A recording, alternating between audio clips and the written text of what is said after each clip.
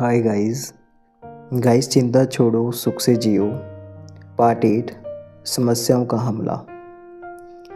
1943 की गर्मियों में ऐसा लग रहा था जैसे दुनिया की आधी चिंताएं मेरे कंधे पर आराम करने के लिए आ गई हों। 40 साल से भी ज़्यादा समय तक मैंने एक सामान्य चिंता रहित जीवन जिया था। इस दौरान मुझे उन सामान्य समस्याओं का ही सामना करना पड़ता था जो किसी पति, पिता और बिजनेसमैन के जीवन में आती हैं। मैं आमतौर पर उन समस्याओं का आसानी से सामना कर सकता था, परंतु अचानक धड़ाम 6 बड़ी समस्याओं ने एक साथ मुझ पर हमला कर दिया। मैं सारी रात बिस्तर पर छटपटाता रहता, करवटें बदलता रहता और सुबह होने से डरता रहा, क्योंकि मैं इन 6 प्रमुख चिंताओं का सामना कर रहा था। पहली, मेरा बिजनेस कॉलेज आर्थिक विनाश के कगार पर खड़ा था, क्योंकि मैं सभी लड़के युद्ध में जा रहे थे और ज़्यादातर लड़कियां बिना परीक्षण के बाहर प्लांट में कार्य करके उससे अधिक कमा रही थी, जो मेरे ग्रेजुएट परीक्षण के बाद बिजनेस ऑफिसों में कार्य करके कमा सकते थे। दूसरा, मेरा बड़ा पुत्र सेना में था और मेरे दिल में वह बड़ी चिंता थी जो उन सभी माता पिताओं के मन में होती है जिनके पुत्र युद्ध के मैदान में जाते हैं। तीसरा, ओक्लाहोमा सिटी के पहले ही हवाई अड्डा बनाने के लिए ज़मीन का एक बड़ा टुकड़ा तैयार करना शुरू कर दिया था और मेरा घर, जो पहले मेरे पति का घर था, इस टुकड़े के बीचों बीच था। मैं जानता था कि मुझे इसके असली मूल्य का सिर्फ 10वां हिस्सा ही मिलेगा। तथा इससे भी बुरी बात यह थी कि मैं अपना घर गंवा दूंगा, और क्योंकि घरों की कमी थी इसलिए मैं इस बारे में चिंतित था कि क्या मैं दूसरा घर खोज पाऊंगा जिसमें 6 लोगों का मेरा परिवार रह सकेगा। मुझे डर था कि हमें किसी टेंट में रहना पड़ेगा। मैं तो इस बारे में भी चिंतित था कि क्या हम टेंट भी खरीद पाएंगे। चौथा, मेरे जीवन पर बिना पानी का कुआं सूख गया था। मेरे जीवन पर बना पानी का कुआं सूख गया था क्योंकि मेरे घर के पास एक ड्रेनेज खाई खोद दी गई थी। एक नया कुआं खोदने का मतलब था $500 मिट्टी में मिलाना, क्योंकि ज़मीन तो हाथ से निकलने ही वाली थी। मैं अपने मवेशियों को पानी पिलाने के लिए 2 महीने से हर सुबह बाल्टियां उठाकर ले जा रहा था, और मुझे डर था कि मुझे युद्ध के बाकी दिनों में भी ऐसा ही करना होगा। 5वां, मैं अपने बिजनेस स्कूल में से 10 मील दूर रहता था और मेरे पास क्लास बी गैसोलीन कार्ड था। इसका मतलब था कि मैं अब नए टायर नहीं खरीद सकता।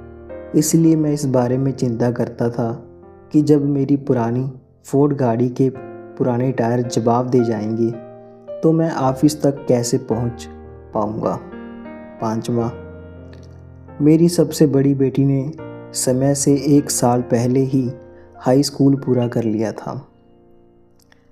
कॉलेज जाने का उसका बहुत दिल था, पर मेरे पास उसे भेजने के लिए पैसे नहीं थे। मैं जानता था कि उसका दिल टूट जाएगा। एक दोपहर को जब मैं ऑफिस में बैठकर अपनी समस्याओं के बारे में चिंता कर रहा था, तो मैंने उन सभी को लिखने का फैसला कर लिया, या किसी से लिखवाने का फैसला कर लिया, क्योंकि ऐसा लग रहा था जैसे जितनी समस्या मेरे पास थी उतनी किसी के पास भी नहीं थी। चिंताओं के साथ लड़ने से मुझे कोई दिक्कत नहीं होती, बशर्ते मेरे पास जीतने का जरा सा भी मौका होता। परंतु ये सभी चिंताएं मेरे नियंत्रण के बारे में बाहर की लग रही थी। मैं इन समस्याओं को सुलझाने के लिए कुछ भी नहीं कर सकता था।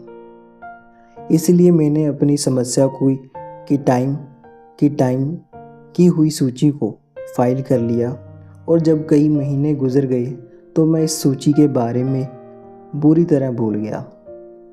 18 महीने बाद फाइलों को टटोलते समय मेरे सामने अपनी 6 बड़ी समस्याओं की सूची आई, जो कभी मेरी सेहत बिगाड़ने की धमकी दे रही थी।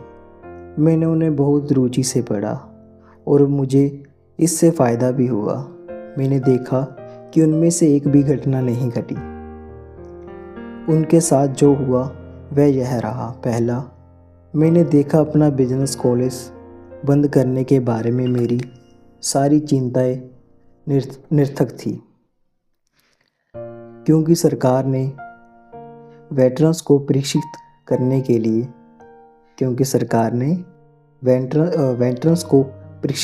के लिए बिजनेस स्कूलों को पैसा देने शुरू कर दिए थे, और मेरा स्कूल पूरी तरह भर गया था। दूसरा, मैंने देखा कि सेना में गए मेरे पुत्र के बारे में मेरी सभी चिंताएं व्यर्थ थी। वह युद्ध से बिना खरोच के लौट आया। तीसरा, मैंने देखा कि हवाई अड्डे के लिए मेरी ज़मीन छीन जाने की मेरी सारी चिंताएं निरर्थक थी, क्योंकि मेरे खेत के 1 मील के भीतर तेल निकल आया था, और हवाई अड्डे के लिए ज़मीन हासिल करने की कीमत बहुत बढ़ गई थी। चौथा, मैंने देखा कि अपने मवेशियों को पानी पिलाने के लिए कुआं न होने की मेरी सारी चिंताएं व्यर्थ थी, क्योंकि जैसे ही मुझे पता चला कि मेरी ज़मीन नहीं छीनेगी, मैंने नया कुआं खुदवाने के लिए ज़रूरी धन खर्च कर दिया, और इसे इतना गहरा खुदवाया ताकि पानी हमेशा मिलता रहे। पाँचवा, मैंने देखा कि टायरों के जवाब देने संबंधी मेरी सारी चिंताएं व्यर्थ थी, क्योंकि सावधानी से गाड़ी चलाने के कारण टायर किसी तरह चलने में कामयाब हो ही गए। छठा, मैंने देखा कि अपनी बेटी की शिक्षा के बारे में मेरी सारी चिंताएं व्यर्थ थी, क्योंकि कॉलेज शुरू होने के 60 दिन पहले ही मुझे लगभग किसी चमत्कार की तरह ऑडिट करने का एक कार्य मिल गया, जिसे मैं स्कूल के घंटों के बाद कर सकता था, और इस कार्य की वजह से मेरे लिए उस समय पर कॉलेज भेजना संभव हो गया। मैंने अक्सर लोगों को कहते सुना था कि जिन चीज़ों के बारे में हम चिंता करते हैं उनमें से बहुत सारी चीज़ें कभी होती ही नहीं। परंतु इस पुरानी कहावत का अर्थ मुझे तब तक ठीक तरह से समझ में नहीं आया जब तक कि मैंने चिंता की उस सूची को नहीं देखा, जो मैं 18 महीने पहले उस दुखद दोपहर को टाइप की थी। मैं अब भगवान को धन्यवाद देता हूँ कि मुझे उन 6 भयानक चिंताओं के साथ व्यर्थ ही लड़ना पड़ा। उस अनुभव ने मुझे एक ऐसा सबक सिखाया जिसे मैं कभी नहीं भूल पाऊँगा। इसने मुझे उन घटनाओं के बारे में चिंता करने की मूर्खता और त्रासदी दिखाई जो हुई